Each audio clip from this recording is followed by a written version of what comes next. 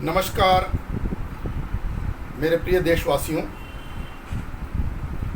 मैं professor A.G. Iyer, president अटल जनहित पक्ष एवं founder president renewable energy promotion association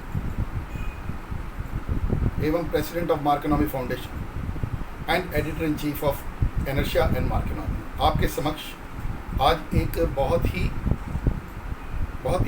important और आवश्यक विषय में आपके समक्ष इस वीडियो को लेके आ रहा हूँ।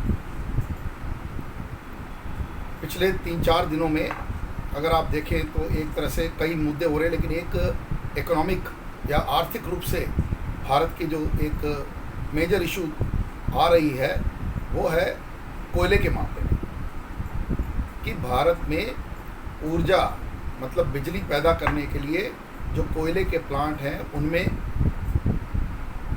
कोयला फायर करने की क्षमता और जहाँ पर प्लांट बने हुए हैं वहाँ पर कोयले की जो स्टॉक है उसकी कमी बताई जा रही है। सबसे पहले ये शुरू हुआ जब दिल्ली के मुख्यमंत्री अरविंद केजरीवाल साहब ने इसको प्रधानमंत्री को एक पत्र लिखा दिल्ली में बिजली की शॉर्टेज के बारे में। होता क्या है कि at the end of the day सारा मामला ऐसे हो जाता है कि दिल्ली का ही मामला है।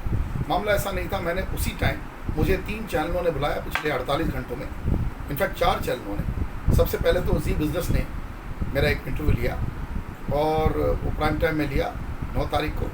उसी दिन रात को मैं टाइम्स के मिरर नाउ में भी आया और जो तीसरा इंटरव्यू है वो एक शॉर्ट इंटरव्यू मेरा रिपब्लिक टीवी ने भी लिया। और उसके अलावा कल शाम को बहुत बढ़िया इंटरव्यू एक हुआ है इंडिया हेड चैनल में। तो इन सभी चैनलों में मैंने कुछ बातें कही, पर उसका मूल रूप से जो संपूर्ण रूप से परिस्थिति आपको बतानी है आम जनता को, वो मैंने सोचा कि मैं एक तरह से एक अपना वीडियो डालूं जिससे कि देशवासियों को इस पूरी घटनाक्रम, इस पूरी मुसीबत, और एक तरह की मुसीबत तो है।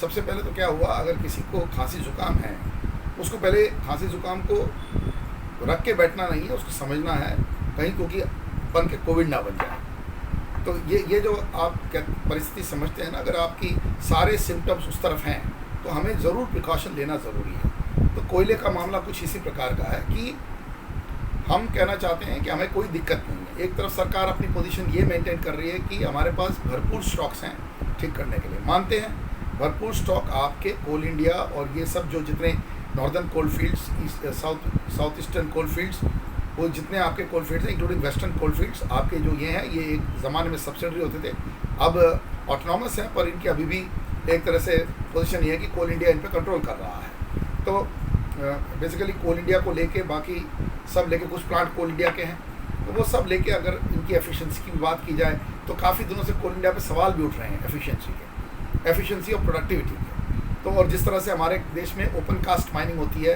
कोल निकाला जाता है जिसमें डंप ट्रक जाते हैं और एक्सकेवेटर उसको एक निकालते रहते हैं, और जो धरती निकलती है उसको ओवरबर्डन कहते हैं, और जो नीचे कोयला पाया जाता है उसको निकाला जाता है। तो इसकी एफिशिएंसी बहुत पुअर है भारत में। ऊपर से भारत का जो कोयला है, इसकी जो कोयले खदान की जो क्वालिटी है, इसमें मेजॉरिटी हमारे पास जो कोल पड़ा हुआ है वो 40% इसमें ऐश की कंटेंट है।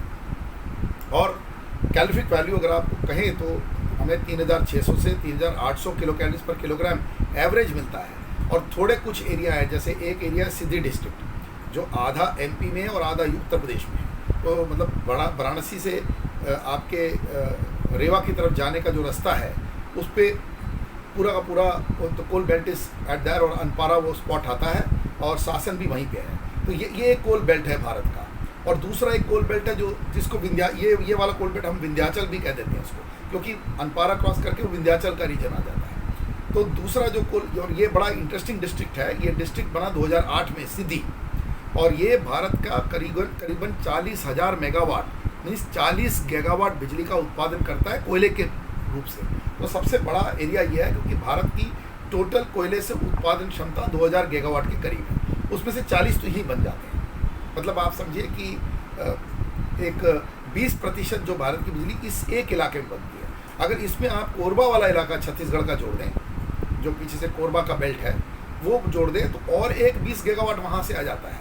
तो आप इकट्ठा मिल के देखिए तो करीबन 60 गीगावाट इसी इलाके में, मतलब हम तकरीबन 30% के करीब बिजली उत्पादन कोयले से केवल कोरबा बेल्ट और जो ये सासन, अनपाड़ा, विंध्याचल जो सीधी डिस्ट्रिक्ट का बेल्ट दिखता है उसको मिला के हम कर रहे हैं।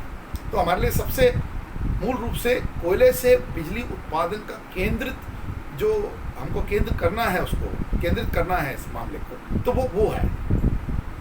और जो दूसरी चीज़ है, हम जो बाहर से इम्पोर्टेड कोल से जो प्लांट ऑपरेट करते हैं भारत में वो काफ़ी सारे हैं, पर जो दो बड़े प्लांट हैं वो एक दोनों मुंद्रा में हैं। एक तो राष्ट्रीय अल्ट्रा मेगा प्रोजेक्ट के अंतर्गत बना हुआ टाटा का मुंद्रा 4000 मेगावाट का पावर प्लांट, और दूसरा उसी सटा हुआ मुंद्रा पोर्ट एंड SEZ को भी बिजली देता हुआ जो प्लांट है वो अदानी का मुंद्रा प्रोजेक्ट है, जो और 4000 मेगावाट है वो स्टेट का प्रोजेक्ट है।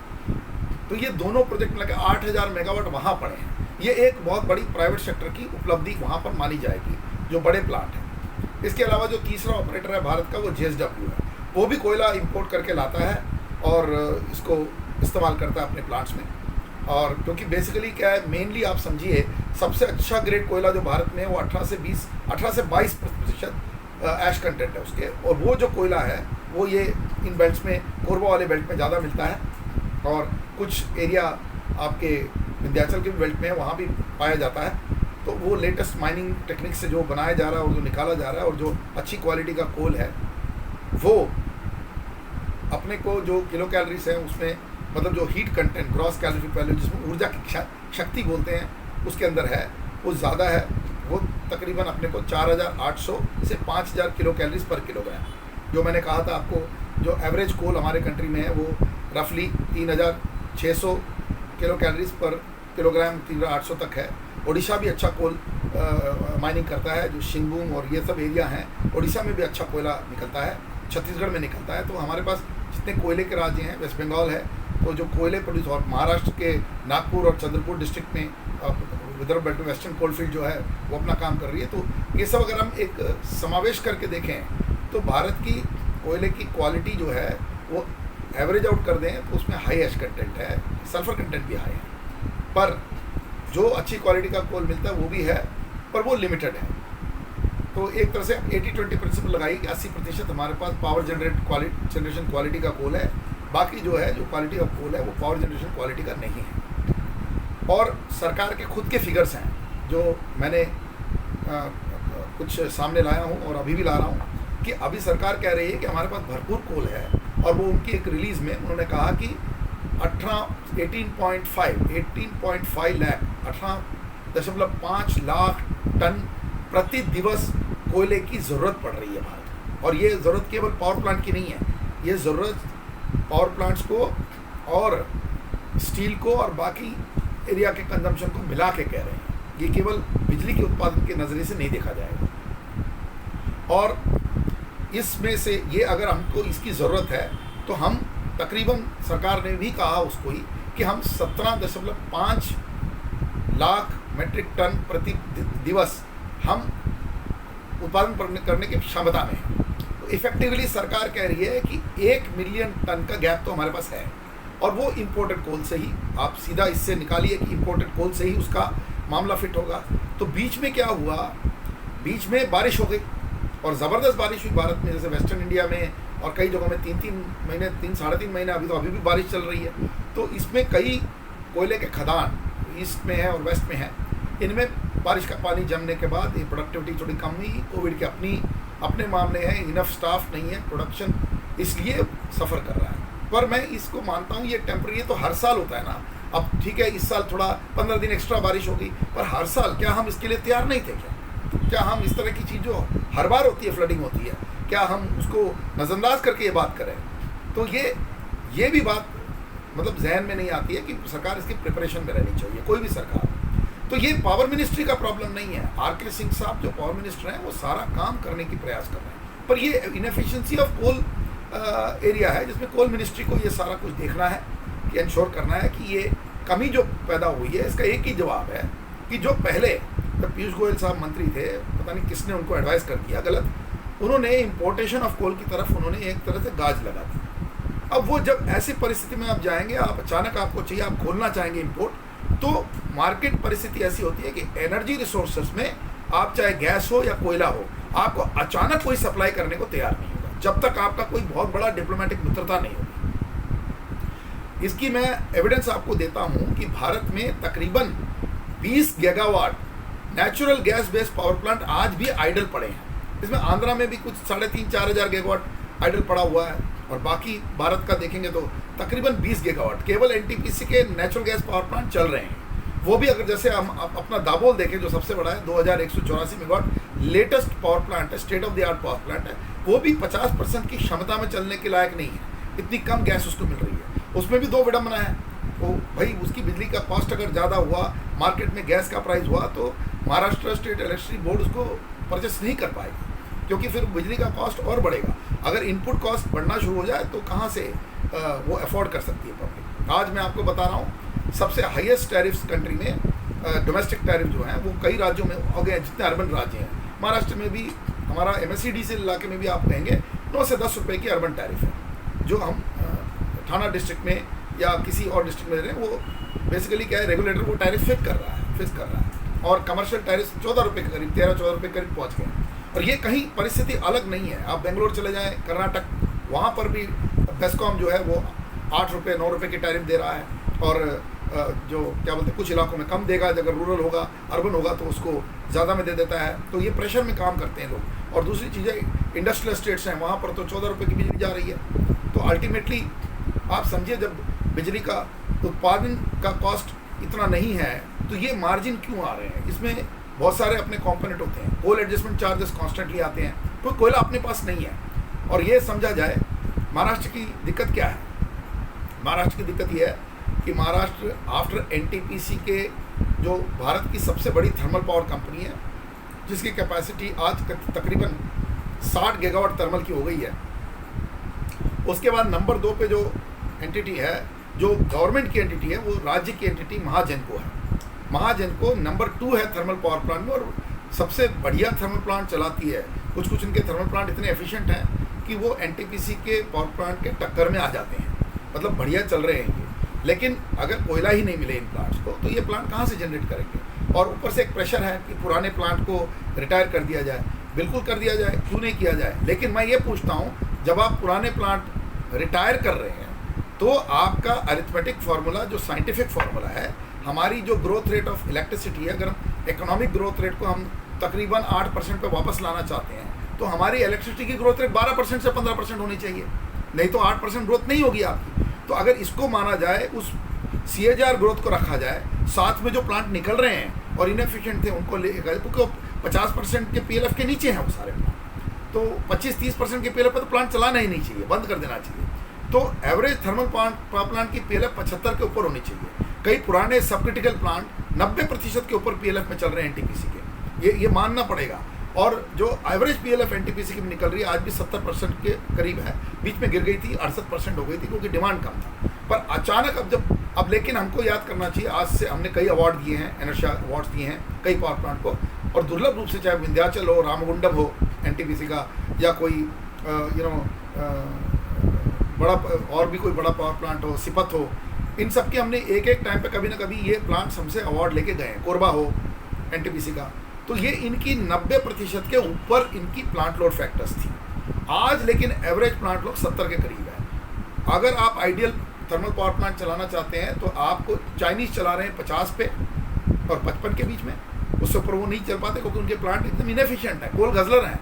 वो कहते हैं सुपर क्रिटिकल प्लांट बना रहे हैं, उनका सुपर क्रिटिकल नहीं है, वो धोखा कर रहे हैं दुनिया के साथ। सारे सब क्रिटिकल हैं, चुराए हुए डिज़ाइन पुराने वो बना रहे हैं। लेकिन भारत की BHEL बोलो, लोकल कंपनी, या जितनी अपनी जॉइंट वेंचर, तोशिबा JSW की जॉइंट वेंचर है, हमने कई सारे जॉइंट वेंचर फैक्ट्रीज लगाई। इनके सुपर क्रिटिकल मशीन आज इनकी फैक्ट्रियों में ऑर्डर्स नहीं है, ना BHEL के पास ऑर्डर्स हैं, ना तोशिबा JSW के पास ऑर्डर, ना मित्सुबिशी L&T के पास ऑर्डर, ना BGR हिटाची के पास ऑर्डर है। तो ऐसी पर जब उनके पास बॉयलर टर्बाइन जनरेटर के ऑर्डर नहीं है, और थर्मैक्स के पास बॉयलर के ऑर्डर नहीं है, और हमारी कंपनियों का अगर ये हाल है, तो इसका मतलब हम इनको हमने लगवाया प्लांट, लगवाने के बाद हम इनको ऑर्डर नहीं दे रहे, हमने चाइनीज़ को उठा के ऑर्डर दे दिया, चाहे वो प्राइवेट सेक्टर से गया चाहे किसी से गया। लेकिन कुछ तो होना चाहिए था।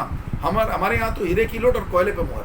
हम सीधा सोलर की इंपोर्टेशन पे पहुंच गए। लेकिन इतना सारा बीटीजी इंपोर्ट किया, उसके बारे में किसी ने नहीं बोला, सारे चुप थे।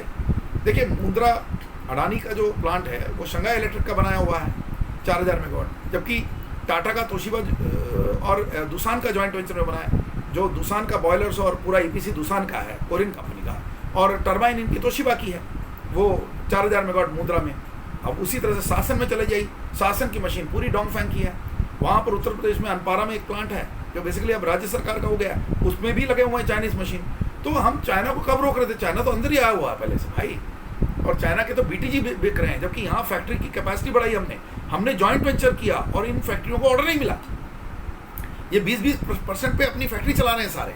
इसमें बीएचएल का भी बहुत बुरा हाल लगा है। बीएचएल को आधी मार तो लगी है जब उसको ऑर्डर नहीं मिला। बीएचएल को थर्मल पावर प्लांट के 50% ऑर्डर मिलते थे पहले, अब बीएचएल 10% ऑर्डर लेने के लायक नहीं रह गया बेचारा। वो छोटे अपनी सब क्रिटिकल 250 मेगावाट की मशीन बेचता है, जो 279 तक चलती है और बड़ी एफिशिएंट सब क्रिटिकल मशीन है। जिंदल रायगढ़ में जो 1000 मेगावाट का पावर प्लांट चला रहा है वो सबसे बढ़िया पावर प्लांट है भारत में, वो कभी कभी 100% पीएलएफ पे भी चलाया हुआ है। तो ये इसकी रिजल्ट है। मतलब आप देखिए, इसी तरह से हमारे धानु का प्लांट है, भले ही वो पहले रिलायंस का था, बीएससीएस का था, और अब वो अदानी के पास चला गया। वो बड़ा एफिशिएंट प्लांट है, वो करीबन 95% के पीएलएफ के ऊपर चल रहा है। तो ऐसा नहीं कि भारत के पास क्षमता नहीं है, पर हम असली क्वेश्चन को समझें। अगर सारे प्लांट एकदम 50-60% के प्लांट लोड फैक्टर पे चल रहे थे प्राइवेट सेक्टर के, और एनटीपीसी और लेट्स से महाजनको के प्लांट अच्छी पीएलएफ पे भी चल रहे हैं, तो भी वो 60-65% के ऊपर नहीं जा पा रहे हैं। तो आपको समझना चाहिए कि जो प्लांट 90% पीएलएफ पे चल सकते हैं, उनको कोयला जरूरी हो मिला तो वो चला पाएंगे। मार्जिनल प्रोडक्शन ऑफ पावर की कॉस्ट बढ़ती नहीं है। आपको बताता हूँ, average cost of power from thermal power plants of the old version is not more than, कुछ जगह में तो 1.5 रुपया 2 रुपये में बन रहा है, और जो maximum cost of thermal power plant अभी जो लगाए हुए हैं, फ्यूचर की बात नहीं कर रहा हूँ, वो 3.5 रुपया प्रति यूनिट प्रति किलोवाट आवर मिल रहा है। तो ऐसी क्या परिस्थिति हुई है? हम लगाए हैं, ओवरहेड तो सेम है, प्लांट में खाली हमें 20 या 30% रैंप अप करना है कोयला देके। तो ये परिस्थिति सरकार समझे ना, to feed the power into the grid. ये इसकी रिजल्ट मैं आपको बताता हूँ, इसकी मैं एविडेंस बताता हूँ। एविडेंस ये है कि भारत के पास 385 गीगावाट क्षमता है इंस्टॉल्ड कैपेसिटी। इसका ये मतलब नहीं कि हम पूरे 385 बना पाएंगे, पर मैं आपको इतना कह सकता हूँ, इसमें 385 में से हम आराम से 300 गीगावाट जनरेट कर सकते हैं किसी भी परिस्थिति में। 275 और 300 गीगावाट जनरेट कर सकते हैं। इस वक्त भारत कितना कंज्यूम करता है? इस वक्त भारत की मैक्सिमम कंजम्पशन, जो हमने कह दिया रिकॉर्ड कंजम्पशन, वो 200 गीगावाट के करीब पहुंची है सारे मिला के। मतलब थर्मल और हाइड्रो रिन्यूएबल और बाकी रिन्यूएबल सोलर और विंड सब मिला के मैं ये बात कह रहा हूँ। तो ये क्षमता जो है हमारी 275 और 300 के करीब है। तो अभी भी हम उसके नीचे हैं। तो आज क्या हुआ परिस्थिति, हम वापस एवरेज आउट करके 175 और 200 के गीगावाट के रेंज में ऑपरेट कर रहे हैं in terms of exportable capacity. Exportable का मतलब है जो क्षमता एक्चुअली ग्राउंड पे है, और इसमें से चैनल अलग अलग फिगर दे रहे हैं, कोई 52% कह रहा है, कोई, पर मैं आपको कहता हूँ 65% हम थर्मल पोल से कर रहे हैं। देखिए हाइड्रो, हमारी किस्मत है कि इस वक्त हम बारिश के बाद हाइड्रो के उफान पे हैं, पीक पे। महाराष्ट्र के लिए ये बून है, क्योंकि महाराष्ट्र का कोयना और काफ़ी सारे हाइड्रो रिलेटेड प्रोजेक्ट्स हैं, जिसके कारण महाराष्ट्र उसको मैनेज कर लेगा। उसके बाद भी महाराष्ट्र ने एक वार्निंग डिक्लेयर किया, जो मैंने जी में बोला था कि अभी तक महाराष्ट्र की बात नहीं हो रही, महाराष्ट्र भी आ जाएगा। और मैं आपको बोलता हूँ कर्नाटक भी ये बात कह रहा है, केरल भी ये बात कह रहा है। तो इसमें किसी पार्टी की बात नहीं है, सभी राज्य कह रहे हैं कि हमें कोयले की ना मिलने से या हमारे प्लांट इन सिटू ना होने से, क्योंकि देखिए वो ट्रांसपोर्ट में ट्रांजिट में आ रहा है वो अलग बात है, जो खपत हो रही है उसकी जो बफर स्टॉक है वो रेगुलेटर, जो सेंट्रल इलेक्ट्रिसिटी रेगुलेटरी कमीशन और बाकी स्टेट इलेक्ट्रिसिटी रेगुलेटरी कमीशन हैं, इनने मिलके 22 दिन का किया है। मैं इसको ठीक नहीं मानता हूँ। मैं चाहता हूँ रेगुलेटर बफर स्टॉक 22 दिन का इनको करके, ये तो क्या है कि केवल इनको मदद करने की बात है। 22 दिन बहुत ही रिस्की है। कोई भी अगर आज इंपोर्टेड कोल ऑर्डर करे, अगर भारत की अंदर अचानक हमें नेसेसिटी है, अब इंपोर्ट करना है शॉर्ट टर्म के लिए, तो भी हमें मिनिमम कैपेसिटी इंडेक्स को देखने के बाद हमें कम से कम 100 से 150 मिलियन टन, 100 से 200 मिलियन टन की तैयारी करनी है। मैं तो कहता हूँ 300 मिलियन टन कोयला अपने को इम्पोर्टेबल के लिए तैयारी रखनी चाहिए। अब ये 22 दिन का बफर लगाएंगे तो ये नहीं हो पाएगा। आपको इसको कम से कम 22 दिन की जगह 1.5 से 2 महीने का बफर होना चाहिए। एक्चुअली आइडियल 3 महीने का बफर होना चाहिए। हर थर्मल पावर प्लांट में कम से कम स्टॉक जो है, एवरेज स्टॉक आउट होता है 22 दिन का, जो स्टॉक थर्मल पावर प्लांट में बोल रहे हैं वो डबल होना चाहिए। वो 22 की जगह 45 दिन का होना चाहिए पावर प्लांट के पास। फिर उसके बाद कोयले खदानों में हमारा जो है वो कम से कम 3 महीने का होना चाहिए, 3 से 4 महीने का मिनिमम मैं कह रहा हूँ। एंड देन बीच के अगर कुछ गोडाउन है वहाँ पर भी 1-8 महीने का, मतलब अनदर 45 डेज का वहाँ प्रोविजन होना चाहिए। कहने का क्या मतलब है, 45 महीना, 1.5 महीना एट द प्लांट, 45 महीना इन बिटवीन स्टॉक्स एंड 45 महीना नहीं, 45 days in between stock, 45 days at power plant stock, and this becomes 3 and another 3 months at the collieries। जब हम ये 6 महीने की अपनी बफर रखेंगे भारतीय क्या बोलते हैं एनर्जी सिक्योरिटी के लिए, तो हम सूक्ष्म रूप से देश को बिजली दे सकते हैं एटलीस्ट 10 साल के लिए। भूल जाइएगा, मैं तो रिन्यूएबल का मतलब बोलते हैं ना फैन हूँ, और रिन्यूएबल एनर्जी चाहे कोल हो चाहे थर्मल हो, चाहे रिन्यूएबल एनर्जी चाहे वो क्या बोलते हैं कोल बेड मीथेन से हो, कोल बेड मीथेन को रिन्यूएबल हो जाएगा। अगर कोल बेड मीथेन निकाल लेंगे तो हम कार्बन डाइऑक्साइड अलग करके उसकी गैस यूज़ कर सकते हैं। गैस 77% कार्बन एमिशन कम करता है, नेचुरल गैस। तो वो एक कोल बेड मीथेन को क्लीन कोल की तरफ जाना है, उसको भी हम रिन्यूएबल के अंदर ले आएंगे। जैसे हम पराली से बिजली बनाने की बात करें और फार्म वेस्ट से बिजली बात करें तो बायोमीथेन बनेगी। वो भी बायोमीथेन है, वो भले ही मीथेन है, लेकिन जब उसकी हाइड्रोजन निकाल दी जाएगी तो वैसी सबसे क्लीन एनर्जी मानी जाएगी और कार्बन सेक्वेस्ट्रेशन हो जाएगा। तो कार्बन होने से ये मतलब नहीं है कि हम उसको हैंडल नहीं कर सकते, पर वो किस तरह से आप निकाल रहे हैं। आप डायरेक्ट कोयला को कंबस्ट कर रहे हैं सिस्टम में, वही अपने लिए चैलेंज है। सुपर क्रिटिकल में वो एनर्जी एफिशिएंसी बढ़ जाती है और 50% उसका पोल्यूशन 50% कैपेसिटी इंडेक्स का बढ़ जाता है, पोल्यूशन उसका 20-25% कम हो जाता है। इसी प्रकार से अगर आप एग्रो वेस्ट, बायो वेस्ट और म्यूनसिपल वेस्ट से आप गैस प्रोड्यूस करते हैं, चाहे वो ट्रांसपोर्ट पे ले जाए या फिर वो बिजली के ग्रिड में जाके बिजली बना के दे दें, तो ये क्लीन एनर्जी मानी जाएगी। तो इसलिए ये जो सोच है ना कि कोयले से सारा कुछ गंदा होगा, ये ज़रा सोचने वाली बात है। कोयले को ना निकाल के कोयले के अंदर की कोल बेड मीथेन को निकाल लें तो ये हमारा रिन्यूएबल में आ जाएगा। तो रिन्यूएबल का ये मतलब नहीं है कि हम अंधे आंखों से सोचना शुरू करें और बोले कोयला भी रिन्यूएबल की तरफ नहीं जा सकता। कोयले के अंदर वो साधन है जो रिन्यूएबल हैं, उनको बनाया जा सकता है। Now comes the second part of the story which is the others. सबसे बढ़िया पावर जो है हाइड्रो पावर है। देखिए कोयले का प्लांट जो है वो कांस्टेंट बेस लोड पे चलता है, मतलब अगर आपने 100 मेगावाट का एक कोयले का प्लांट चला दिया तो 100 मेगावाट पे ही चलेगा, वो 100 का 120 नहीं कर पाएगा, वो 100 से नीचे ही रहेगा, ये कहना है। और जबकि उसकी एफिशिएंसी के हिसाब से वो 100 पे कभी नहीं ऑपरेट करेगा, वो 75 मेगावाट पे ऑपरेट करेगा या ऐसे या वो 60 पे करेगा डिपेंडिंग ऑन PLF, ठीक है ना। अब आ गई इसकी अवेलेबिलिटी। ये अवेलेबल तब तक होगा जब तक इसमें कोई ट्रिपिंग नहीं आएगी। दूसरी चीज़ है, ये बड़ा सेंसिटिव है। ग्रिड के अंदर जब इसको इंटीग्रेट कर देते हैं साक्षात, तो क्या होता है, अगर कोई लोड से कोई रिवर्स लोडिंग आती है, कोई सर्ज आता है, तो हमें इस प्लांट में रिवर्स फ्लो ऑफ इलेक्ट्रिसिटी नहीं करनी है। रिवर्स फ्लो होने से इसकी मशीनें उड़ जाएंगी, बम की तरह उड़ जाएंगी। तो ये इसलिए फ्रीक्वेंसी मैनेज करना पड़ता है, 50 हर्ट्ज की फ्रीक्वेंसी को स्टेबलाइज मैनेज करना है। और ये थर्मल पावर प्लांट नहीं कर सकता, क्योंकि थर्मल तो केवल स्टेबलाइज लोड दे रहा है, पर जो आ रहे हैं आपके, कोई हम स्टील प्लांट ग्रिड पे आ रहा है, कोई शहर ग्रिड पे आ रहा है, कोई कुछ आ रहा है, तो ये जो लोड्स ग्रिड पे आ रहे हैं इस बिजली को निकालने के लिए और कंज्यूम करने, खपत करने के लिए, वो अचानक आते हैं, इसके लिए प्रिपेयर नहीं है सिस्टम, ठीक है। तो इसको बचाना है। इसको बचाने के लिए जो ऑपरेटर है, वो जो आपका सूक्ष्म ऑपरेटर है, जिसको पावर ग्रिड के नीचे, फिर बाद में पहले पोसोको था, तो पोसोको अपना एयर ट्रैफिक कंट्रोल की तरह एक ऑर्गेनाइजेशन है, power system operation corporation of India. ये इंडिपेंडेंट एंटिटी हो चुकी है। ये क्या करती है, रीजनल लोड डिस्पैच सेंटर है, north, east, south, west and central, इनको मॉनिटर करती है थ्रू ऑटोमाइज्ड मैकेनिज्म। और अब क्या है कि वो मैकेनाइज कम है, उसमें ऑफकोर्स ह्यूमन इंटरवेंशन होगा, बट बहुत कम है, लिमिटेड है। पर इनकी वो परिस्थिति वही होती है जैसे जहाज उड़ रहे हैं, जा रहे हैं, आ रहे हैं, जैसे एयर ट्रैफिक कंट्रोल कर रहा है, उसी तरह से ही आप समझिए ये इलेक्ट्रिसिटी की मूवमेंट की ट्रैफिक कंट्रोल है, और इसके पास अपनी क्षमताएं और अपनी लिमिटेशन भी है। तो ऐसी परिस्थिति में उसको हाइड्रो काफ़ी चाहिए होगा, क्योंकि अगर हाइड्रो नहीं होगा या गैस पावर प्लांट नहीं होंगे, यही दो बिजली के प्लांट हैं जो जब चाहे आ जाए सिस्टम में, जब चाहे निकल जाए। तो जैसे जब चाहे आ जाए लोड, जब चाहे निकल जाए, उनको मतलब उनको संसाधन देना हो तो कोल से नहीं मिलेगा, वो तो स्टेबलाइज जो ग्रिड में ऑपरेट कर रहा है उसको दे रहा है बिजली। अचानक लोड आएगा तो केवल हाइड्रो प्लांट और क्या बोलते हैं आपके गैस प्लांट आके पीक शेविंग करते हैं। ये जो कर्व बनती है पीक की, उसको शेव करते हैं, मतलब वो कर्व काटी जाती है। मतलब जो नए लोड आ रहे हैं उनको शक्ति देना या उनको ऊर्जा देने का काम हाइड्रो और गैस ही केवल कर सकती है।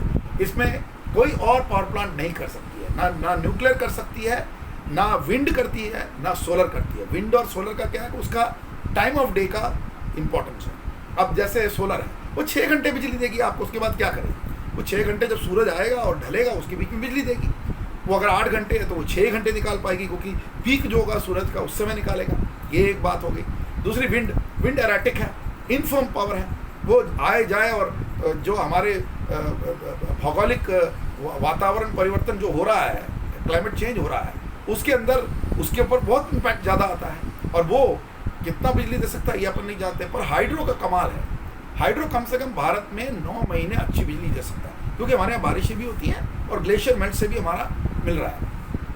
भूटान में तो पूरा जो हाइड्रो पावर है ग्लेशियर मेल्ट के ऊपर है। ये वो बहुत लकी कंट्री है, क्योंकि उसको अगर 20 दिन भी बारिश ही मिलती है तो भी वो हाइड्रो की शक्ति महाशक्ति बन गया है। नेपाल का भी यही हाल है। पर भारत का हाल क्या है? भारत को हिंटरलैंड हाइड्रो पावर प्लांट्स है, जैसे इंदिरा सागर है वो हिंटरलैंड पावर प्लांट है, हीराकुड है वो हिंटरलैंड पावर प्लांट है, ये सब कैचमेंट, कोई ना कैचमेंट एरिया पावर प्लांट है। तो जहाँ बारिशों से आपको बिजली क्षमता मिलती है, तो जैसे जैसे आप टेपर ऑफ होते हैं, मतलब एक पर्टिकुलर महीना दिसंबर तक आपको अच्छा, दिसंबर जैन तक भी मिलेगा, और इवन मार्च तक टेपर ऑफ होता है, दिसंबर तक फुल मिलता है पावर। मतलब जो पीरियड ऑफ जून टू दिसंबर है, वो जून जुलाई टू दिसंबर है, वो उफान पे हाइड्रो पावर होता है। उसके बाद टेपर ऑफ होता है जनवरी फरवरी मार्च में, अप्रैल में, मई में कम हो जाता है एकदम। तो उसके बाद जो पीरियड है अपना, जिसको हम कहते हैं कि जो अप्रैल से आप माने या मई से माने, तो अप्रैल में जून जो 3 महीना होता है, वो जब तक बारिश पूरी आने जाती है, एक लीन पीरियड ऑफ हाइड्रो पावर माना जाता है।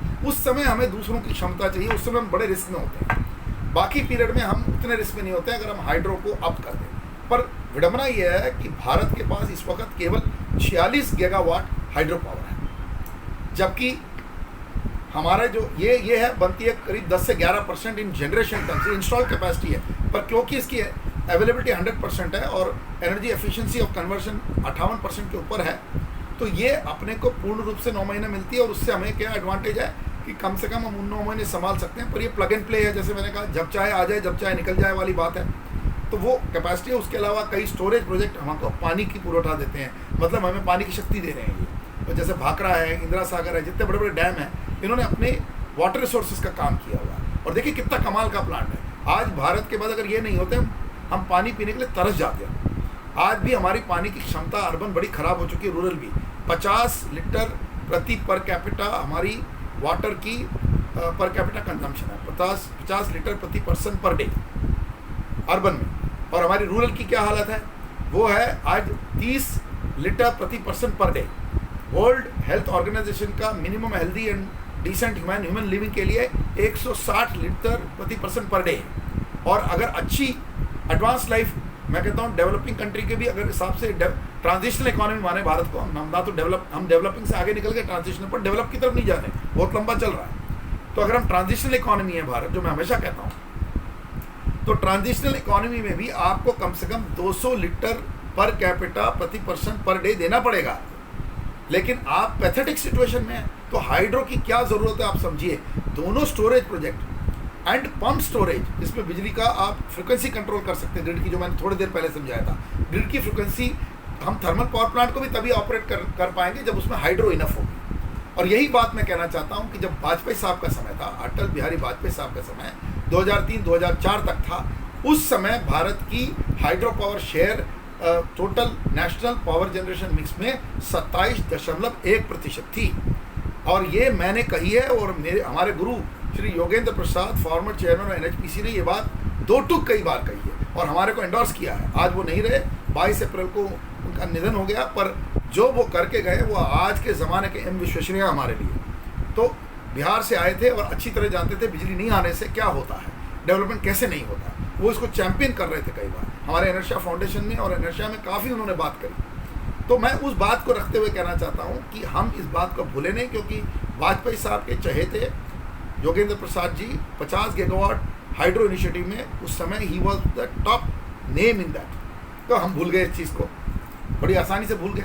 भाई आज 100 गीगावाट का टारगेट करो 2027 का, उससे हाइड्रो का आज 46 से इसको डबल करना है। तो ये हमारा टारगेट होना चाहिए अगर हमको ग्रिड की सिक्योरिटी को सेव करना है। और जहाँ तक सोलर का है, मैं ऑलवेज सपोर्ट करता हूँ, भले ही वो पीक शेविंग में नहीं काम दे सकता, पर सौर ऊर्जा जितनी मिल सकती है उतनी लेनी चाहिए, जिससे कि कोयले पे निर्भरता कम से कम 6 घंटे भी हो, हम उसको काटें। पर विंड का मेरा सवाल है, मैं नहीं चाहता हूँ कि विंड लैंड पे आए। देखिए लैंड पे काफ़ी मुसीबतें हैं विंड की, बट अगर विंड टर्बाइन, क्योंकि कैपेसिटी 2 मेगावाट के ऊपर टर्बाइन लगा ही नहीं पाते आप लैंड में, फिर वो बैटरी ऑफ टर्बाइन लगाना, फिर उनकी आवाज़ें, उसका ध्वनि प्रदूषण, उसका बहुत सारे इश्यूज हैं। तो उसकी जगह आप इसको पोर्ट बेस्ड डेवलपमेंट करिए, आप इसको कोस्टल मैराइन रिन्यूएबल एनर्जी की तरफ लीजिए, मतलब इसको टाइडल को और फ्लोटिंग सोलर को इंटीग्रेट करके लोकल पोर्ट चलाइए, आप लोकल शहर चलाइए, मतलब पोर्ट टाउन्स की बात करें और उसको ब्लू इकोनॉमी में डालें। तो ये वाली जो सोच है ना, ये बड़ी इंटेलिजेंट सोच है। इसकी अगर सरकार को कोई मदद चाहिए, हमारे देशों से बात करें, हम मदद करते हैं। हम तो इसमें भी ऑपोजिशन को भी कह रहे हैं, चाहे कोई भी हो, भाई बिजली के मामले में राष्ट्रीय सुरक्षा का इशू है, इसको सब मिलके काम करिए। एंड बिल्कुल सवाल तो उठेंगे, सरकार ये ना सोचे कि सवाल नहीं उठेंगे। क्रिटिक तुम्हारे खिलाफ नहीं है, क्रिटिक तुमको सत्य दिखाएंगे, सत्य बताएंगे, झूठ नहीं बुलवा सकते आप। आज कहें कि हमारे पास कोयले का क्या कमी नहीं है, मैं इसको झूठ मानूंगा, गलत है ये। कोयले कमी है, हाँ, कोयले की कमी का निजात करने के लिए हमारे पास संसाधन हैं और हम इसको कर सकते हैं अगर हमारे में पॉलिटिकल विल हो। हम केवल तू मैं ना करके अगर सब मिलके एक इकट्ठा होकर काम करें तो हो सकता है। अगर अभी तो सरकार को क्या करना चाहिए, सारे मेन थर्मल पावर प्रोड्यूसर्स को दिल्ली में बुलाना है और इमरजेंसी मीटिंग करनी है, और उन्हीं राज्यों के जो प्लांट जिधर हैं उन राज्यों के मुख्यमंत्री, जैसे कि आपको महाराष्ट्र के क्या बोलते हैं, झारखंड के, उड़ीसा के, तमिलनाडु के, ये जितने लोग हैं मुख्यमंत्री, अब जितने आ जाए जहाँ पर थर्मल पावर प्लांट लगे हुए हैं, तो उत्तर प्रदेश के मुख्यमंत्री को बुलाएंगे, मध्य प्रदेश के मुख्यमंत्री, ये सारे मिलके अगर हम एक हिसाब बनाएं कि कितनी बिजली की क्षमता को अपने को बढ़ाना है और क्या करना है, और इसमें हमें शॉर्ट टर्म परचेज अगर 2-2 दिन की हमें कोल परचेस करनी है, क्योंकि लॉन्ग टर्म मिलेगी नहीं, शॉर्ट टर्म इंपोर्टेशन मिल सकती है आपको, और वो सफिशिएंट है आपके स्टॉक को 1-8 दिन एक्स्ट्रा बढ़ाने में। अगर आपकी 4 दिन की स्टॉक आ गई, आप 7 दिन की तरफ बढ़ाने का प्रयास करिए। तो ये अगर हम प्रयास करें तो ये मुसीबत टेम्परली ख़त्म हो जाएगी। पर मैं आपको वार्न करना चाहता हूँ, ये shortage of coal has been 7 day stock तो बहुत दिनों से चल रहा है, वो 1 साल से चल रहा है, 2 साल से चल रहा है। और सबको क्या लगा कि ये कोविड में सब, भाई कोविड तो आपने परिस्थिति खड़ी करी, इन द सेंस कोविड ने अपना परिस्थिति किया, आप लोगों ने लॉकडाउन को ही सोल्यूशन समझा, जबकि हमने ये नहीं देखा कि हम कैसे इसको सॉल्व कर सकते हैं। कई वैक्सीनों को आने नहीं दिया गया, वो एक अलग कहानी है। अगर भारत में 1 दर्जन वैक्सीन अगर बन रही होती तो आज ये मुसीबत नहीं होती हमारी, और हम एक्सपोर्टिंग कंट्री हो जाते। उसकी जगह 1-2-3 कंपनियों को खाली फेवर कर दिया गया, वो कहानी है, वो एक अलग है, ठीक है। अच्छा, कई लोग वैक्सीन लगाना नहीं चाहते, वो इसलिए क्योंकि आपने लिमिटेड नंबर ऑफ लोगों को लाइसेंस दिया है बनाने के लिए, आपने छूट नहीं दी, तो इसको भी ठीक करिए। तो आप परिस्थिति, आप प्रोटोकॉल लाइए, और आप डर के वो चीन का किया हुआ जो बदमाशी है जिसमें दुनिया भर में फैलाया, उसमें आप लपेटे मत जाइए। अभी देखिए सबसे बड़ी बात, चीन के अंदर भी कोयले की तकलीफ है, 850 गीगावाट उनके पास कोल इंस्टॉल कैपेसिटी है, और देखिए भारत की केवल 385, उनकी 1600 गीगावाट के ऊपर टोटल कैपेसिटी है। सोलर उनके पास 250 गीगावाट है, अपने पास 44.3 गीगावाट है। तो हम, और इनकी हाइड्रो जो है वो 400-500 गीगावाट है, उसके बावजूद भी उसको तकलीफ आ गई। क्यों? क्योंकि इतना बड़ा ढकोसला इकोनॉमी रियल एस्टेट का बना के रखा हुआ, जो बिजली पैदा करके बस फ्री में उसको ठोका जा रहा है। 85% उनका रियल एस्टेट ऑक्यूपाइड नहीं है। जब एवरग्रांडे गिर गया, डूब गया, 300-350 और कंपनियां डूब गई, तो बिजली की खपत भी कम हुई शॉर्ट टर्म में, अचानक बिजली की खपत कम हुई। बट क्या हुआ, शहरों में अचानक फैक्ट्रीज में माल आने का चालू हुआ, तो उसकी जो फैक्ट्री का जो इम्पैक्ट हुआ, फैक्ट्री अब सारी बिजली से चलेंगी। ये बात अगर चाइना की हो रही है, अपने आप को इकोनॉमिक शेयर बोलता है, तो भारत को भी तैयार होना चाहिए कि जब आप मैन्युफैक्चरिंग की तरफ जाएंगे, डेटा सेंटर्स की तरफ जाएंगे, तो आपको बिजली उत्पादन बढ़ाना पड़ेगा। एक डेटा सेंटर 40 से 50 मेगावाट कंज्यूम करता है, एक अच्छा good quality data centre, megawatt 40 से 50।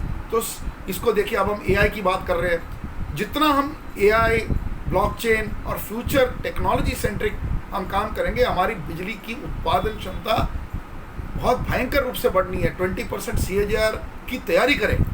इकोनॉमिक ग्रोथ के पीछे आपको पावर करना पड़ेगा इकोनॉमिक ग्रोथ को। ये बात जब तक हमारे नहीं जाए और केवल सेल्फ डिफेंस और दुनिया भर को आप इंफॉर्मेशन दें कुछ नहीं हुआ है, कुछ नहीं हुआ। See if we have a problem we must accept it, but that does not mean कि problem can not be sorted out. But problem है तो मानिए, अगर कोई इनएफिशिएंसी है तो मानिए, उसको ठीक करिए। मानेंगे नहीं पहले आप प्रॉब्लम है तो आपको मुसीबत और बढ़ेगी। और मैं तो बहुत कुछ बोलना चाहता हूँ। मैंने फ्रीक्वेंसी के बारे में बोला, बहुत सारी प्रैक्टिकल बातें बताई आपको। मैं आपको बताता हूँ, अपना ऊर्जा क्षेत्र ही एक सक्षम क्षेत्र है जो भारत की इकोनॉमी को 10 से 13 ट्रिलियन की तरफ लेके जा सकता है लॉन्ग रन में। और हमें डबल करना है, 385 गीगावाट को हमको 750 गीगावाट तक लेके जाना है। और ये समय सारणी जो है 2027 की होनी चाहिए, कम से कम 25 और 27 के दरमियान हमें करना है। और जो सरकार कह रही है हम रिन्यूएबल की पोर्टफोलियो को 450 गीगावाट पहुंचा देंगे 2030 में, ये बड़ा स्लो मैच है। देखिए, अभी ही हमारे पास करीब 150 गीगावाट की रिन्यूएबल पोर्टफोलियो है, पर दिक्कत क्या है, जो हमारी सोलर 44.3 गीगावाट है वो 44 की तरह नहीं बिहेव करेगी। वो 44 इंस्टॉल्ड है, इसमें केवल 20% अपने काम आएगा। मतलब ये 8.5 गीगावाट के करीब अपने को दिख रही है। मतलब 44 तो इंस्टॉल्ड है बट 8.5 है। यही जो 46 गीगावाट आपका हाइड्रो पड़ा हुआ है वो कम से कम 25 गीगावाट चलेगा, उससे कम नहीं चलेगा वो। और वो जब फुल अवेलेबिलिटी होगी तो 46 भी चला देगा। ये डिफरेंस है इन दोनों के बीच में। और एसेट लाइफ की डिफरेंस देखिए, सोलर पावर प्लांट केवल 25 साल रहेगा, थर्मल पावर प्लांट भी 25 साल की लाइफ है। एक हाइड्रो पावर प्लांट की लाइफ 100 ईयर्स के ऊपर भी हो सकती है। बाकरा कितने सालों से चल रहा है देखिए आप, ठीक है, 50 साल के ऊपर हो चुका है। और कई एसेट्स ऐसे हैं, जो हीराकुड भी ऐसे ही है, दामोदर भी वाले भी ऐसे ही है। तो basically hydro power plants can last 75 to 100 years and they can be repaired, renovated and बहुत कुछ किया जा सकता है। ये बात नहीं है बाकी सिचुएशन में। और हम हर बार कहते हैं हाइड्रो कॉस्टली है। किस प्रकार से कॉस्टली है? आप उसकी सिविल कंस्ट्रक्शन कॉस्ट को उसकी ऊर्जा के कॉस्ट पर डाल दे तो क्या मतलब है? पानी दे रहा है फ्री में, बहुत कुछ कर। भाखड़ा से कितनी खेती हो रही है? सरदार सरोवर नर्मदा निगम लिमिटेड अपने सरदार सरोवर डैम से कितने कच्छ तक पानी चला गया, कितना फायदा हुआ लोगों को। अब इसके खाली बिजली की 1250 मेगावाट की क्षमता की बात करें तो गुजरात को बिजली मिलती नहीं है। वो बिजली ज़्यादा करके महाराष्ट्र, राजस्थान और बाकी राज्यों को मिलती है, क्योंकि गुजरात ने ऑलमोस्ट 90% के ऊपर पानी के ऊपर जोर लगा। और गुजरात वो सरदार सरोवर से पानी के अपने क्या बोलते हैं स्रोतों को उसने इकट्ठा किया। ये जॉइंट पावर प्लांट है, ये किसी एक राज्य में लगा हुआ पर joint power plant. Madhya Pradesh दूसरी तरफ है, ओंकारेश्वर। तो इसको समझा जाए। देखिए, बिजली के प्लांट नेशनल एसेट है, ये केवल किसी राज्य का एसेट नहीं, इसलिए सबका शेयर होता है कहीं। न्यूक्लियर पावर प्लांट ये बहुत फ्यूचर है हमारा, हम सोच ही नहीं रहे हैं। देखिए, आज कल्पाकम फास्ट ब्रीडर रिएक्टर दुनिया का एकमात्र फास्ट ब्रीडर रिएक्टर है, पर हम उसको क्यों नहीं बढ़ा रहे हैं? हमारी न्यूक्लियर कैपेसिटी 7 गीगावाट पे अटक गई है पिछले 7 साल में, आगे बढ़ नहीं रही है। क्यों? केवल वो कुडमकुलम जो बना है उसी की इंप्रूवमेंट चल रही है, उसमें एक और ऑर्डर दे दिया जाएगा, बस that's all. That's not the progress. मीठी बिरदी का क्या हुआ? हमारे मतलब ठीक है, शिवसेना की पॉइंट सही है कि आप सारा कुछ एक ही जगह मत लगाइए, पर कम से कम कुछ कैपेसिटी तो लगनी चाहिए कोकण में हमारे लिए। हमारे पास हम सबसे बड़ा तारापुर पुराना power plant, safest power plant चल रहा है आज भी, कैंडू रिएक्टर, वो जमाने का लेके, वो भी कैनेडियन से, जिसको फ्यूल ऊर्जा नहीं दी गई, उसके बाद भी इसकी इंप्रूवमेंट हुई, और सबसे एफिशिएंट न्यूक्लियर पावर प्लांट्स में है। तो इसी तरह से हम समझें कुडमकुलम जो है फास्ट ब्रीडर रिएक्टर है। फास्ट ब्रीडर का मतलब क्या है?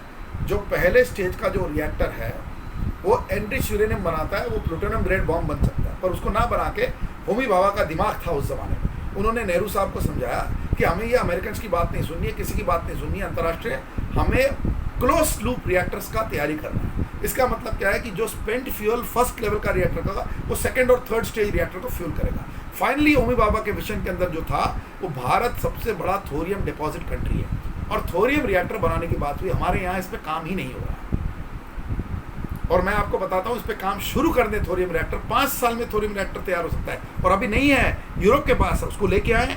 हमसे पहले चीन, जिसके पास थोरियम है नहीं, वो ऑलरेडी यूरोप से ऑर्डर लेके थोरियम रिएक्टर उसको लगा रहा है। ये मैं खबर दे रहा हूँ आप लोगों को कि थोरियम फर्स्ट रिएक्टर चीन में लगाएगा, जो कि चीन के पास कहीं किसी सेकंड नंबर पे है, पर हमारे बराबर ही नहीं है, आसपास नहीं है। भारत के पास 60% थोरियम डिपॉजिट है, चीन के पास अगली 20% है, बाकी 20% दुनिया के पास। चीन हमसे आगे नहीं है थोरियम रिएक्टर में, पर लगा पहले हो रहा है। क्यों ऐसा हो रहा है? और अगर हमें लगाना है हम बाहर से लाए, जॉइंट वेंचर करें, जब हम विमान लेके तेजस बना सकते हैं, जॉइंट वेंचर कर सकते हैं। अभी देखिए बहुत बड़ी डेवलपमेंट हुई, हमने इतनी बार कहा कि कावेरी इंजन प्रोजेक्ट जो है उसको शेल ना किया जाए DRDO को, शेल किया गया, सब कुछ किया गया, पर फाइनली हमारी बात थोड़ी मानी गई। पर हमें इसकी कहानी में दूसरे कहूँगा, बट अब रिवाइव हो रहा है वो प्रोजेक्ट, वो whether that revival is the right way to do it या हमें और जॉइंट वेंचर करने, वो बात की बात है। पर अब हम अपने साइंटिस्ट को एक मौका दे रहे हैं। कावेरी इंजन में केवल इतना था कि उसका weight to power ratio, weight थोड़ा ज़्यादा था उसका, तो अगर वो वेट को कम कर दे, वेट टू पावर रेशियो को बेटर कर देते, that means the weight to power ratio आज ज़्यादा दिख रहा है वो कम हो जाए, और अगर हम उल्टा करें कि पावर टू वेट रेशियो अगर बढ़ जाए कि वेट कम हो जाए, पावर ज़्यादा प्रोड्यूस हो, उल्टा रिवर्स कर दें इसको, फ्रैक्शन को, मीन्स ऊपर पावर की क्षमता और नीचे वेट डालें और उसको हम बढ़ाएं, मतलब उसको अगर बढ़ाया जाए तो मैं आपको बोलता हूँ ये G404 और 414 की इंजन की धज्जियाँ उड़ा देगा। किसी हालत में वो कावेरी इंजन के टक्कर के नहीं होंगे, क्योंकि ये बहुत बढ़िया इंजन है जो हम बना रहे हैं, वो state of the art engine है। हमें लास्ट टाइम की मदद चाहिए, और DRDO कोई इंजन मेकर नहीं था, तो पहली भारत की ऐसी इंजन बनती, वो भी सीधा डायरेक्ट स्पेस में बनती, और उसकी फिर स्पिन ऑफ्स हैं कि हमारे हो सकता है ऑटोमोटिव और बाकी एरियाज में भी और एयरक्राफ्ट मैन्युफैक्चरिंग में भी आ जाए। तो हम ये तरह की सोचे और हमने इतनी लड़ाई करी, finally I am very happy that government yielded and वो कावेरी इंजन प्रोजेक्ट रिवाइव होने वाला है। तो यही हिसाब से अब रिवाइव नहीं, अपने पास थोरियम है। पहली बात देखिए, क्रूड है, कच्चा तेल है, इंपोर्ट करते रहे पूरी ज़िंदगी।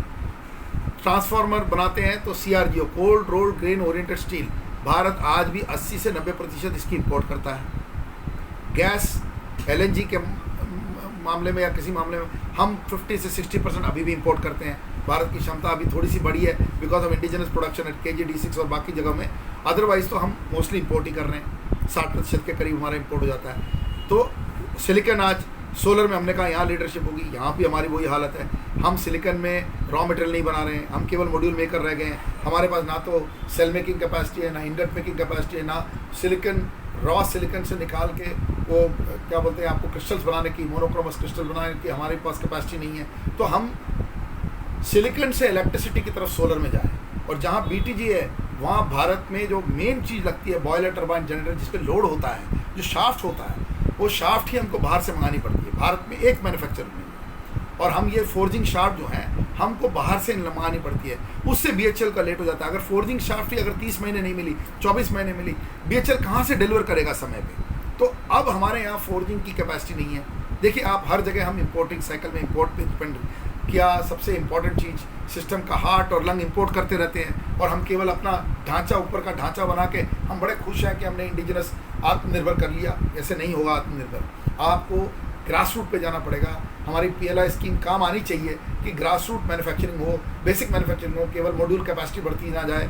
सोलर में हम CRGO बनाना शुरू करें, हम हर जगह जहाँ डिपेंडेंट हैं हम उसको हम अटैक करें, तब आपकी रियल आत्मनिर्भरता आएगी।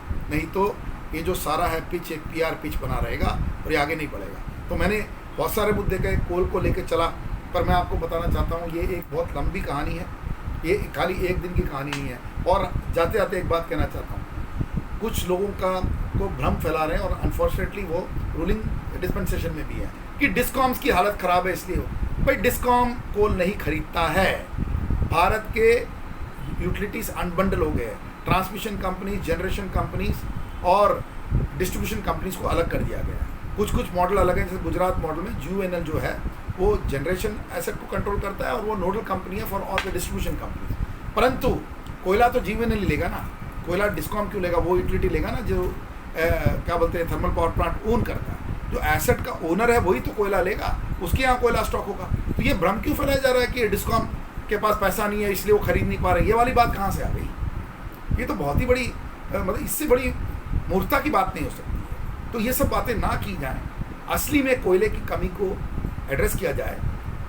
कई राज्य के मुख्यमंत्री सामने आ गए हैं, कोयले के उत्पादन करने वाले छत्तीसगढ़ भी आ गया आपके पास, झारखंड भी कह रहा है। तो इसलिए इसको सीरियसली लिया जाए और इसको इमीडिएट सोल्यूशन निकाला जाए रादर देन पॉलिटिकिंग ऑन दिस। एक बार मैं आपको एक ही बात बताता हूँ, महाराष्ट्र GDP में 450 बिलियन का स्टेट है, सबसे बड़ा स्टेट है इन GDP country. State gross domestic product में SGDP में सबसे बड़ा स्टेट, $450 बिलियन का स्टेट महाराष्ट्र है। थर्मल पावर इसकी स्टेट के कैपेसिटी में सबसे ज़्यादा इसके पास है, करीब 20 गीगावाट के करीब है। ऑफ द टोटल 40 गीगावाट जो उसके एक्सेस में है, 20 गीगावाट तो वो थर्मल कोल में बनाता है। तो मानना पड़ेगा सबसे बड़ा इंपॉर्टेंट और सबसे ज़्यादा रिस्क कोयले का महाराष्ट्र को होगा। इसलिए हमारे 13 प्लांट कुछ बंद पड़े हैं, छोटे छोटे, अभी मुश्किल नहीं कर रहे हैं, फिर भी उद्धव ठाकरे जी ने वार्निंग दी और बिल्कुल सही वार्निंग है कि संभाल के रहो, क्योंकि हो सकता है हमें पावर कट के निजात तक जाना पड़े अगर ये सॉर्ट आउट नहीं हो। उन्होंने नहीं बोला कल सुबह कर रहे हैं, पर वो कह रहे हैं हमें केयरफुल रहना चाहिए। दूसरी चीज़ है, नंबर 2 स्टेट जो है आफ्टर अस इस तमिलनाडु। तमिलनाडु का तकरीबन 290 बिलियन के करीब उसकी जीडीपी है US डॉलर की, और तीसरे नंबर पर उत्तर प्रदेश है। पर आप जनसंख्या देखिए, महाराष्ट्र की 12 करोड़, उत्तर प्रदेश 24 करोड़, और जीडीपी कितनी हमसे ऑलमोस्ट आधी, मतलब आप समझो 240 और 260 बिलियन के बीच में मानी जाएगी। तो ये परिस्थिति है उसकी, बेसिकली। तो समझो आप 250 बिलियन की जीडीपी समझो।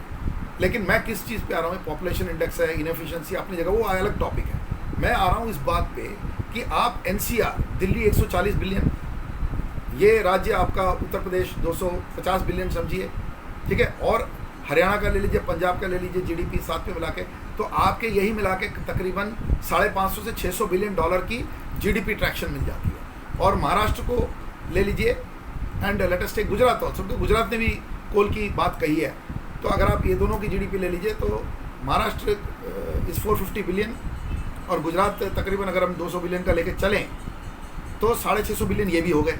तो आप समझिए 1 ट्रिलियन प्लस, मतलब 1.2 ट्रिलियन की जीडीपी, 1 से 1.2 ट्रिलियन की जीडीपी इस कोल क्राइसिस में लपेटे में आएगी और बहुत एफिशिएंट स्टेट्स का नुकसान हो सकता है इसमें। तो इस बात को, मैंने तो अभी तमिलनाडु और साउथ की बात ही नहीं करी, अगर वो ऐड हो जाए तो ये तो पूरी की पूरी हमारे लिए मुसीबत, करीब 1.75 ट्रिलियन की जीडीपी की मुसीबत आ जाएगी अगर हम कोल सप्लाई और पावर सप्लाई को ख्याल नहीं रखें। तो ये हमारी पूरी जीडीपी ऑलरेडी 2.4 ट्रिलियन पे आ गई है, 2.9 से, इसको और मुसीबत कर सकती है। तो हम ये ना करके, क्योंकि यहाँ पर जॉबलेसनेस भी बढ़ा है, बहुत कुछ हुआ है, ये सब कंसर्न विद इकोनॉमिक सिचुएशन है, और ऊर्जा एक बहुत बड़ा स्रोत है जो इकोनॉमी को चलाता है। इसको समझ के सारी पार्टीज कंसर्न स्टेक होल्डर्स इसको सीरियस मैटर समझ के इसको सॉर्ट आउट करें तो अच्छा होगा। Short term, medium term, long term तीनों प्लान बनाए। शॉर्ट टर्म तो 1 या 2 दिन 3 दिन की परचेज वापस लाना और 7 दिन की स्टॉक कर लेना। उसके बाद डिसाइड करना कि भाई हम 45 डेज बफर रखें कोल प्लांट्स पे, 45 डेज इंटरमीडिएट स्टॉक रखें एंड इन ट्रांजिट, और वो मिला के स्टोरेज मिला के, और बाकी 3 महीना और हम कम से कम बफर, 3 से 4 महीने का बफर हम कम से कम एट द कोल फील्ड बनाएं। ये अगर हम नहीं करेंगे और इसकी अगर सामने नहीं आ रही है तो सरकार इनोवेटिव बने, एक फंड बनाए और 10 साल के लिए फंड को तैयार करें, क्योंकि 10 साल बाद रिन्यूएबल एनर्जी छा जाएगी। परंतु ये 10 साल जब तक रिन्यूएबल एनर्जी पूर्ण रूप से हमें मिले नहीं और हाइड्रो ना मिले हमें अच्छे से, तब तक हमें कोयले पे निर्भर रहना पड़ेगा। ये मैं रिन्यूएबल एनर्जी प्रमोशन का प्रेसिडेंट होकर भी कह रहा हूँ। और क्लीन कोल का रास्ता देखिए, न्यूक्लियर को बनाइए, थोरियम रिएक्टर्स की तरफ जाइए। ये ऑलराउंड डेवलपमेंट है, इसको छोड़ के उसको पकड़ना, उसको छोड़ के इसको पकड़ना, एक निजात नहीं होगा। ये एक होलिस्टिक पर्सपेक्टिव है ऑफ डेवलपमेंट। और न्यूक्लियर में कार्बन एमिशन नहीं होती, वो भी रिन्यूएबल है। गैस पावर में 77% अगर आपकी एमिशन कम होती है गैस से प्रोड्यूस करने से, गैस से मतलब आउटपुट निकालें, चाहे हम ऑटोमोबिलिटी ले जाएँ, चाहे हम बिजली बनाएं, उसमें हमारी 77% कार्बन एमिशन कम होती हैं। और हम हाइड्रोजन इकोनॉमी की ऑलरेडी बात कर रहे हैं, वो गैस से निकलेगी। तो अपने को ये कोशिश करना चाहिए कि इनको भी रिन्यूएबल के रूप में आंकना है पॉलिसी के अंदर, क्योंकि अगर 77% कार्बन एमिशन कम होते हैं तो ये प्रीडोमिनेंट रिन्यूएबल है, क्योंकि 50 के ऊपर चला गया अगर कार्बन एमिशन कम करने में, तो वो भी एक प्रकार से क्लीन फ्यूल है। तो इसलिए हमारी एसोसिएशन इसलिए नहीं बनी है कि हमको कोई एक तरफ की किसी एक का तरफदारी करना है। हमें प्रीडोमिनेंटली कोल, कन्वेंशनल कोल प्लांट्स को छोड़ के बाकी सबको रिन्यूएबल पोर्टफोलियो में लाना है, और उसी से ग्रोथ होगा, क्योंकि काफ़ी सारी क्षमताएं हैं इसमें। और इन सभी क्षमताओं के भारत के नज़रिए से क्या अच्छा होगा उसे देखना है, ना कि हम पश्चिम जो चाह रहा है, पश्चिम देश जो चाह रहे हैं, वो चाह रहे हैं, वो जो हमको कहना चाह रहे हैं, वो सीधा कहने नहीं भारत पोल्यूटर है, ये गलत है। देखिए मैं आपको 2-3 चीज़ें दिखाता हूँ।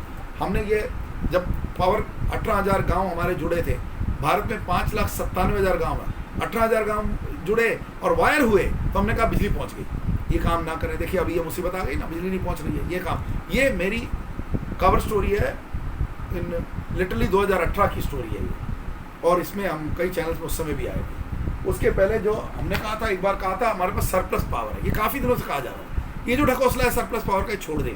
बिना हाइड्रो के आपके पास कुछ सरप्लस नहीं है। हाइड्रो कैपेसिटी बढ़ाइए, 25% करिए, फिर सरप्लस की बात आएगी। जब तक हाइड्रो वापस 25% पर नहीं आएगा, सरप्लस की बातें नहीं करनी चाहिए हमें। हमारे गांव खेड़े में आज भी बिजली कटती है, महाराष्ट्र में 8-8 घंटे बिजली कटती है, यूपी में तो कई दिन नहीं बिजली आती कई जगहों में। ये सबको मालूम है, सब मुख्यमंत्रियों को मालूम है, पर हर एक आदमी राजनीति करके बैठने से कुछ फायदा नहीं है। हमें मानना पड़ेगा कि हमारे पास ये मुसीबतें हैं, और जब तक आप ऊर्जा की क्षमता लोगों को नहीं देंगे, लोगों की प्रोडक्टिविटी इकोनॉमिक नहीं आएगी, वो जीडीपी में कंट्रीब्यूशन नहीं कर पाएंगे। तो ये बात है। और last but not the least, मैंने तो हाइड्रो का हमेशा चैंपियन किया है, ये हम हाइड्रो को चैंपियन करते रहेंगे। भूटान से जितनी बिजली हो सके काइंडली लें, और भूटान की सारी जो अब मुसीबत क्रिएट हो पड़ी है, एक प्रोजेक्ट बंद पड़ा है और 2-4 जगह कोर्ट में चले गए लोग, ये सब काम ना करें। बायलैटरल डील है, सबसे बड़ा मित्र है, उसको अपने साथ रखें। उसकी 30 से 40, वो अभी नई रिपोर्ट आई है उनकी, 45 गीगावाट पोटेंशियल, उसमें भारत का पूरा योगदान रहना चाहिए। भारत को किसी हालत में उस योगदान में पूर्ण रूप से भूटान के साथ रहना, ये बहुत ज़रूरी है।